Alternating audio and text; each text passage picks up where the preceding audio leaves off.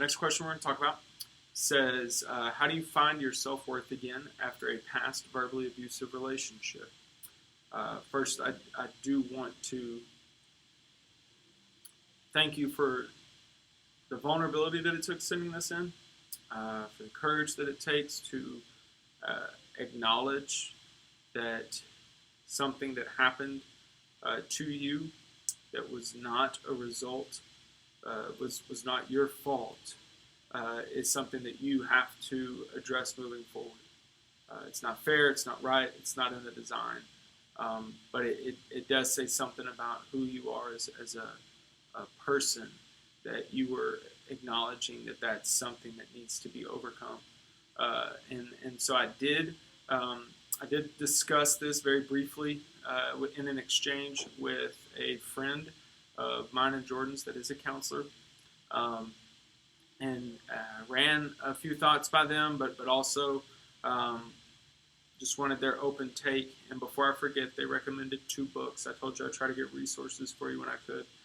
The first book is called Healing from Hidden Abuse by Shannon Thomas. That's Shannon Thomas. And the second book is called Whole Again, WHOLE, not whole circle, but complete whole again. And that's the main heading. And then the subheading is Healing Your Heart and Rediscovering Your True Self by Jackson Mackenzie. So finding your self-worth again after a past verbally abusive relationship. There's really 2 components to this. There's the spiritual recovery. There's the spiritual growth and progress. I would say that's, and you will know this from me, that is, to me, the greater rock, the greater importance. But it is also important and to overcome with the mental health as well from this. And so there's 2 ways moving forward with this.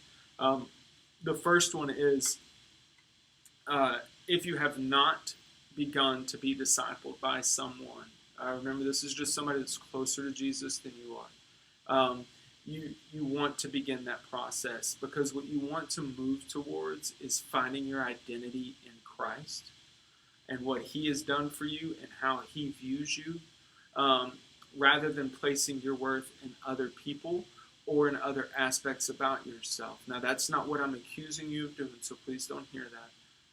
This is not placing blame at your feet. This is something that every person struggles with, as far as where their identity is placed and where they find their self-worth.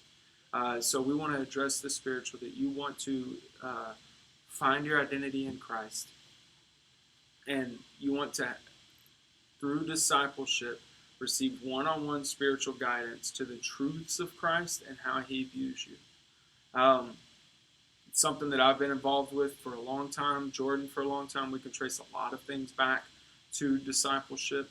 And so I do want to ask and encourage you in that direction. If you are looking for someone, if you are a guy and you're looking for a guy to disciple you, send me a message. If you are a girl and you're looking for a girl to disciple you, ask one of your leaders, send an email, and I'll send it to the different leaders or whomever. Maybe I know of a young adult somewhere that would like to disciple a college student that just don't know you yet. But yeah, I would encourage you in that way and ask you to begin praying that God would help you know which way to go. The second one being the mental health and the self-talk, and we addressed that in the beginning. I would recommend counseling. I personally, me, Andy Brady, am a fan of knowing the scope of my skills and where the limits end, and in the areas that are really strong suits for me. And I'm a big fan of when people can acknowledge, hey, it's not that you're too messed up for me. It's that I don't have those skills. So I would strongly recommend counseling, professional counseling, from a person that behind them would be a degree that says the word counseling on it, and either bachelor's or master's or even PhD. Maybe save the PhD for close family friends that wouldn't charge as much money, but then they'd violate their ethical code, so maybe don't go with family friend. But if you'll go meet with a counselor, it's going to aid in walking through the thoughts and beliefs that came about as a result of the messages sent from your abuser. There are going to be the ones that you've been able to expose as lies and dispel those, but there's going to be some that have been seeds that have planted, and what's happened is Satan's let those go unnoticed, more likely than not, and there's going to be a day that he lets that ugly, ugly weed bloom and destroy or try to destroy what's going on in the world around you. So I would highly recommend both spiritual guidance, which is going to impact every aspect of your life, but then also not mental health in the negative context that some people have, but help mentally processing and building and developing and with practice and the implementation of skills and tools to address those underlying seeds and roots of honestly just lies and deception that the abuser has planted there.